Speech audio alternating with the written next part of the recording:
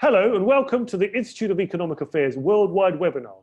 Today's webinar will be with Professor Philip Booth on the subject of globalization and coronavirus. Are we throwing out the baby with the bathwater? I'm Sai Kamal, Academic and Research Director of the IEA, and this is part of our regular podcasts, videos and webinars to help you understand the impact that coronavirus is having on the global economy.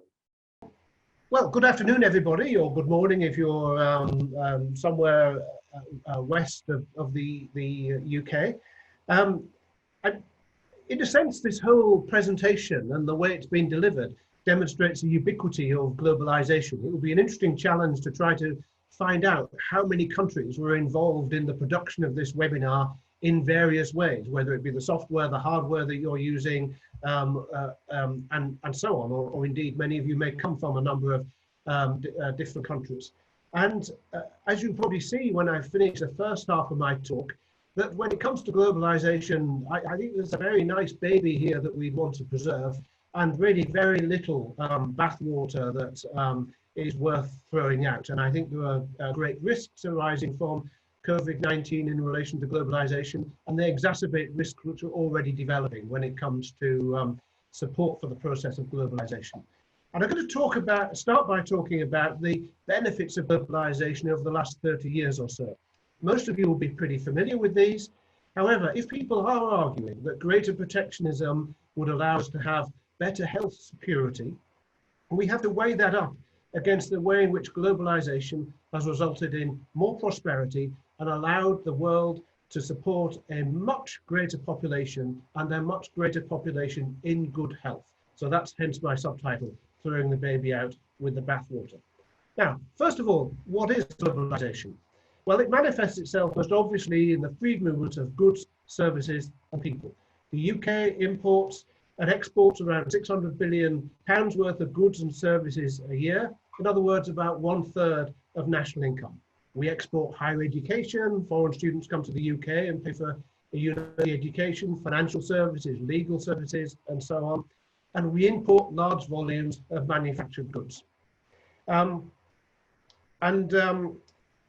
This is a process which I would argue benefits us all. That is not very different really from the globalization that we had in the late 19th century. What has been different about the late 20th century and early 21st century version of globalization is the development of global supply chains. So to give one example, Toyota has 51 overseas manufacturing operations outside Japan in 28 countries.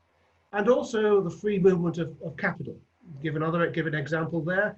China owns £152 billion worth of debt, which has been in relationships with 49 different African governments. Some people might have some reservations about that, and we'll come to that a little bit later. Globalization also manifests itself, of course, in the free movement of people. That is not very different, in fact, from the late 19th century, and in fact, probably the movement of people in the late 19th century was rather greater than the movement of people in the late 20th and early 21st centuries. But in the US, 13.5% of the country's population is foreign born, and over 1/3 of London's population is foreign born. Another thing which distinguishes this era of globalization from earlier eras is that it involves much more of the world, including formerly poor countries, especially those in Asia. It does also, of course, involve countries which, though not by any means a sort of Maoist hermit kingdoms which did exist in Asia 40 years ago, it does involve countries which have a huge degree of central control of their citizens. And also, globalization involves heavily regulated states in the West. And one of the reasons for that, that's one of the reasons why we now have these very complex free trade treaties as they try to map different countries' regulations against each other to try to develop a mechanism by which everybody is happy to trade and accept the regulatory standards of other countries. Now, one measure of globalization is the absence of explicit protectionist measures which countries take against each other. And you can see here the fall in tariff rates since 1995, or different dates for some of the countries. And that fall in tariff rates is enormous. And even for some developed and quite prosperous countries such as Australia and New Zealand, there's been a big fall in tariff rates. But if you look at what's happened in Brazil, China, Nigeria, and India, these countries have turned from being really heavily protected countries to countries which are now much more integrated in the global economy, although one could raise questions about a couple of those countries in that respect. But certainly that's the case with China and India. Now, I'll revert in a moment to looking at the benefits of globalization. But first, I just want to highlight some of the pressures under which globalization appears to be suffering at the moment. From a variety of sources, we see people who are making statements which are rather skeptical of globalization or downright hostile towards globalization. They include President Donald Trump, and I'll come back to the US and the measures that he's taken towards the end of the talk. His erstwhile opponent, but now won't be his Democratic opponent, Bernie Sanders, from rather the opposite side of the political spectrum, most people would assume, in the United States. And even people like leading figures such as outside the field of politics directly, such as Pope Francis has also been skeptical. And here are three quotations from those three people. So this is President Trump. You go to New England, Ohio, Pennsylvania, manufacturing is down 30, 40, sometimes 50%. NAFTA is the worst trade deal maybe ever signed anywhere. So he's no master of understatement, President Trump, but that's a view which prevails in quite large parts of the United States. Bernie Sanders, I do not believe in unfettered free trade. We heard people telling us how many jobs will be created. You are now competing against people in Vietnam who make 56 cents an hour minimum wage. Pope Francis, I recognize that globalization has helped many people rise out of poverty, but it has also damned many others to starve to death. It is true that global wealth is growing in absolute terms, but inequalities have also grown and new poverty arisen. This is quite interesting. Sanders and Trump are saying that trade has damaged rich countries, and Pope Francis is saying that trade has damaged poor countries. Economists tend to think that all these folks are wrong, because trade is mutually beneficial and benefits all parties who engage in trade with each other. So I just want to now look at a bit of the historical record. What has happened in the latest era of globalization and free trade to incomes. I could go on and talk about health outcomes, education, life expectancy, and so on, all of which have improved dramatically, but I'll focus on incomes and also what's happened to inequality. The latter, if you've not heard this version of this talk before, might be a little bit surprised by the inequality figures. So this is what's happened to extreme poverty since 1820. And I must say, pay tribute here to Max Rosa, Professor of Economics at the University of Oxford, who's built this amazing website called Our World in Data. And the pictorial representations and the discussions of economic trends are really quite remarkable on that website. And I strongly recommend it if you've not visited it before. So if you go back to 1820, you will see that about 90% of the world's population lived in extreme poverty. What do we mean by that? It means that they didn't have enough to provide the basics of enough to eat, shelter, clothing, and so on. The phrase I often use is that 90% of people back in 1820 lived one bad harvest away from malnutrition or possibly starvation.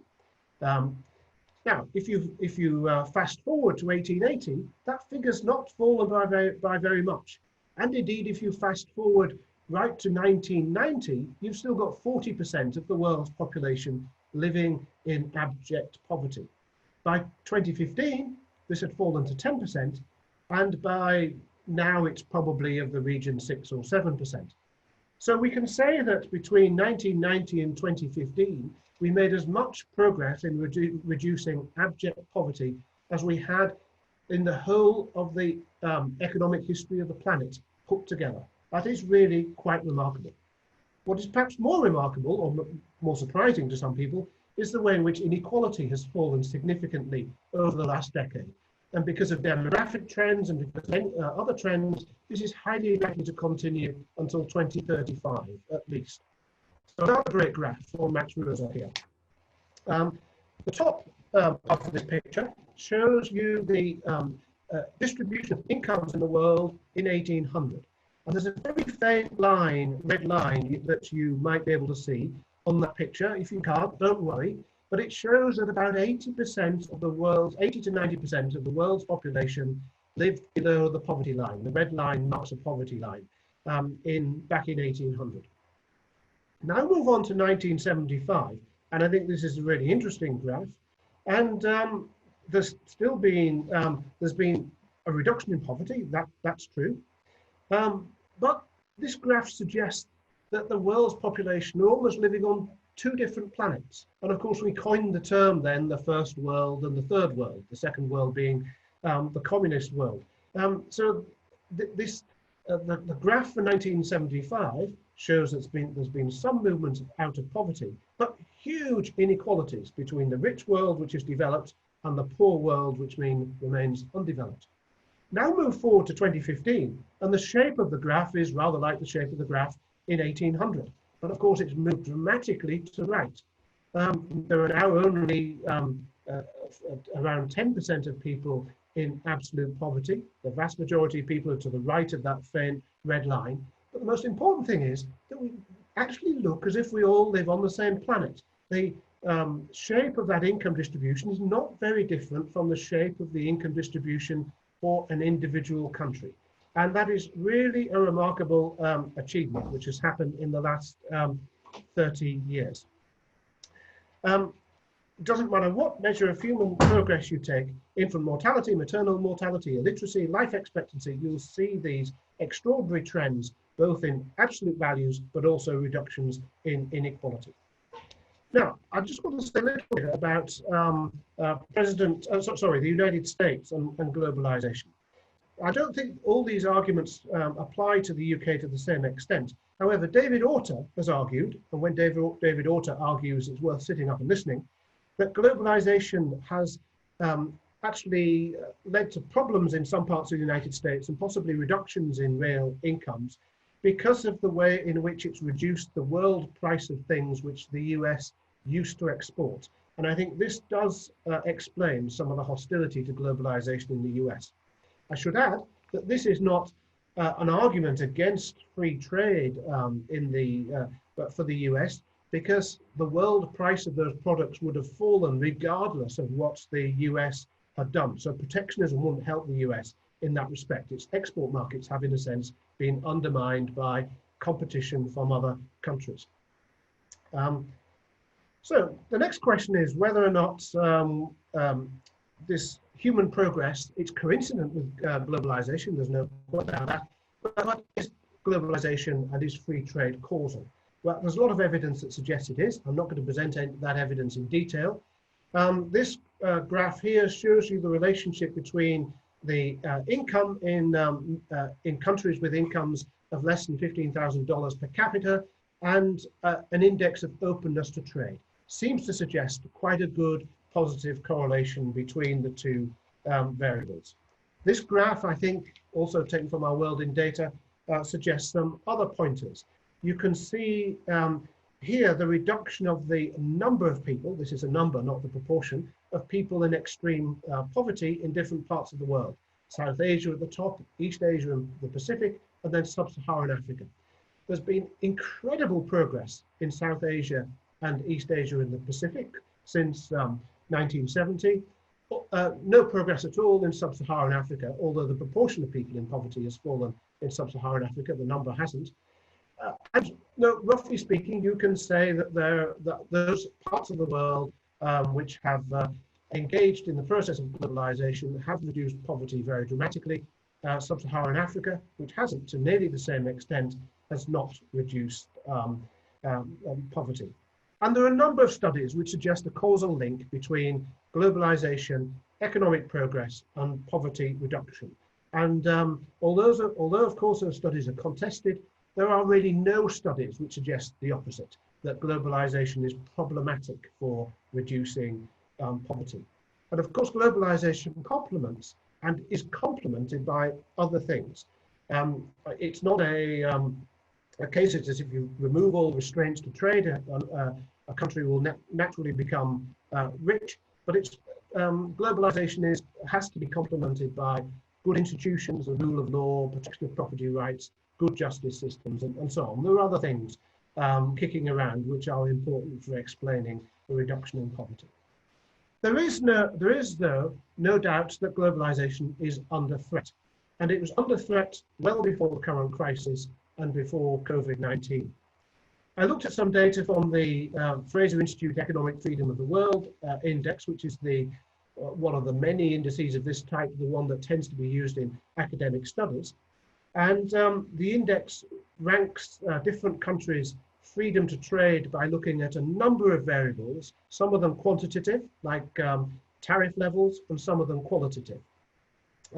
And try to make a judgment based on the figures in that index on what was happening to trade barriers. Now, in the 10 years to 2018, there was a tiny increase in freedom to trade if you use an unweighted average of all countries in the world over all categories. If we decompose the index, we can see that there's been a significant decrease in barriers to the free movement of people and capital, but a significant increase in the regulatory barriers to trade. So the world for the last 10 years has not been opening up in the same way across all dimensions of globalization. And this really happened following the financial crisis, that these regulatory barriers to trade started to increase. Now, a typical non-tariff regulatory barrier to trade outside the financial sector, which is rather topical at the moment, might be the way in which the European Union prohibits the import of chicken that's been washed with a weak chlorinated water solution, thus effectively prohibiting all chicken imports from the United States. That's the kind of regulatory barrier to trade, the type of which has increased over the last 10 years or so. Things have got much worse in the last few years, particularly the last couple of years. World trade growth stalled last year. There's been quite a significant increase in protectionism. The last WTO monitoring report suggested that there'd be a 27% increase in the proportion of new import restrictive measures which were imposed in the year to October 2019 compared with the previous year. And WTO members implemented 102 new trade restrictive measures covering $750 billion in the again in the year to 2019, and that was the highest recorded since October 2012. So we're already seeing a sort of breaking down of this. I won't say reversal, but we've certainly got to the point, reached the point perhaps of a high tide when it comes to globalization and the beginnings of that tide turning. And the fear, of course, is that coronavirus and the problems surrounding that will make things worse. So the WTO has estimated that the direct effects of the policies which have been undertaken since the coronavirus outbreak will lead to a fall in world trade of between 13 and 32%. Now, just to put those two numbers in context, the lower number, 13%, would actually see a greater fall in world trade than after the financial crisis. And this is just in 1 year. The higher number would be greater than the fall in world trade during the Great Depression. In other words, we would lose as much as a proportion of world trade in 1 year as we lost in 3 or 4 years at the time of the Great Depression. That's pretty catastrophic. And they're just the direct effects. You see this in a university. We've no idea what's going to happen in relation to international student recruitment, for example, in October. That's a really big overseas export market for the UK. But also, we must consider the longer term implications of COVID-19. And here already we are in the realms of speculation. So this is just my speculation. First of all, there is bound to be a change of habits and preferences. People doing things differently, and they'll want to carry on doing some of those things differently. They'll, of course, want to get back to doing some of the things they did the way they did them before, but they might have actually, having been jolted out of their old habits, rather like some of the new habits that they're requiring. And this is not necessarily a bad thing. People, for example, might prefer to do more locally. They might prefer to go on holiday locally. They might have discovered the joys of a different form of lifestyle, and that might be reflected in different preferences going forwards. People might decide that they want to establish and do business with smaller local businesses and perhaps develop deeper personal relationships with other local businesses in that way. World trade might fall, but people might be materially poorer, but this would reflect people's preferences. It would not be a bad thing. We mustn't fall for that straw man representation of the classical liberal position that welfare maximisation is the same as the maximisation of monetary national income. It's not. People might want a different form of lifestyle where they earn less. It might be more rooted locally, and they might, for various reasons, actually value that. Related to this, though, is the change in people's preferences arising from increased risk perceptions. If people are worried that this or future similar events increase the risk of travelling for business or leisure or higher education, they may do less of that, at least in the short term. And this, in a sense, is a risk that raises the frictional costs of trade. It raises the cost of doing business abroad, at least the risk of doing business abroad, as opposed to doing it at home. If we have an Indian student thinking whether they would want to go to the LSE, they have to compare the quality of the education at both places, which might be higher than the LSE, that might have drawn them to the LSE before, but now they might think the risks of going to the LSE are too great because their education might be disrupted, so they might choose to stay at home instead.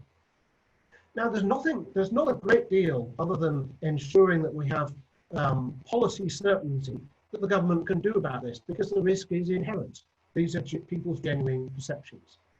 Thirdly, we need to be aware of bad arguments that will be employed in favour of protectionism going forwards, which might play, especially in some countries such as the United States, into an already growing trend towards protectionist narratives. For example, in a review of the book Feeding Britain by my former academic colleague, Professor Tim Lang at City University, it was suggested in the Telegraph by the reviewer, few can doubt that the agriculture bill presently going through Parliament will have to be completely rewritten from first principles, post-COVID-19, with food security and the national nutritional policy at its heart. Well, I would certainly doubt that. That's protectionist rhetoric. I think it will lead to very bad policy. The shops are full again, and this statement, in fact, already seems dated. It was only made 2 weeks ago. And I think there are 2 arguments against that form of reasoning. The first is that protecting an economy against serious low probability events, such as a virus, it might be worth an insurance premium, such as stockpiling PPE equipment, but we should never reorganize the whole economy in normal times in preparation for these kinds of low probability events. We also have to rebut the reductionist arguments along the lines of this disease came from China, it was caused by wet markets and travel, therefore we should be more protectionist towards China. There are few rational measures that we could have taken that would have made any difference to the transmission of this disease, unless we simply decided to isolate ourselves from China, but not only from China, but from every country which had, with which Chinese people had contacts. That would be an impossible thing to do. I know there are serious concerns about China more generally, relating to its human rights record, its size, and its activities as a huge creditor to much of the world. But that relates, I think, to a series of pre-existing problems rather than to the virus as such. But these trends do add up to what could be a major contribution to the continued change in rhetoric in relation to free trade, which started in 2008 and then accelerated, I think, in 2016. We need, in my view, to deal with this and the China problem by making the case for free trade in general, but in the context of making the case for liberalism in general. We need to make free trade allies and to make the case for liberalism at home and abroad. And it's in that context that I want to leave you with a piece of good news. And this is a slide which is put together by Patrick English from the University of Exeter. And this shows estimated public opinion on immigration in Britain from 1983 to 2019. And the percentages, as you go up the y-axis, this is where the perception of immigration is more negative. And you can see a huge fall in that negative perception of immigration, which is now at its lowest level ever since this data set was started to be compiled in 1983. I think that's quite interesting. You might see protectionist narratives in large parts of the world, but I don't yet perceive them in the UK. And as such, I think the UK has an important role to play in leading world public opinion in this respect. Thanks. Thank you for watching today. Don't forget to subscribe to our IEA London YouTube channel or Podbean, and sign up and check out our new IEA Daily Bulletin to make sure that you never miss an episode, as well as visiting our website, www.iea.org.uk. Thank you for joining us.